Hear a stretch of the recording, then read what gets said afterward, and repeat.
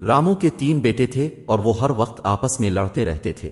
رامو ان کو سمجھا سمجھا کر تھک چکا تھا اور ان کی لڑائیوں کی وجہ سے بہت پریشان رہتا تھا۔ ایک دن تینوں بھائی آپس میں بحث کر رہے تھے۔ رامو ان سے کہنے لگا، آؤ بچوں بازار چلتے ہیں۔ بازار میں رامو ان کو ایک کیلے والے کے ٹھیلے پر لے گیا۔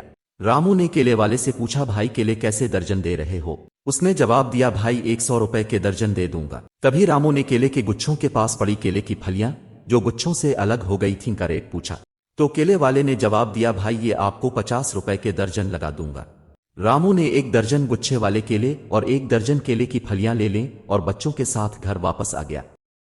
گھر آ کر وہ بچوں کو کھانے کے لیے کیلے دیتے ہوئے پوچھنے لگا، بچوں ان 100 روپے اور 50 روپے والے کیلوں میں کیا فرق ہے؟ بچے سوچ کر بولے، کوئی فرق نہیں ہے، دونوں ایک جیسے ہیں۔ اب رامو بولا، دیکھو یہ تمام کیلے ایک جیسے ہیں، لیکن وہ کیلے جو آپس میں جڑے ہوئے ہیں ان کی قیمت ان کیلوں سے دوگنی ہے جو گچھے سے الگ ہو گئے ہیں۔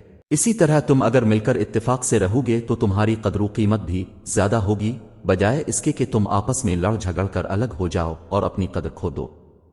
اس مرتبہ بات بچوں کی سمجھ میں آ گئی اور انہوں نے اب سے نہ لڑنے کا وعدہ کیا اور مل کر پیار سے رہنے لگے۔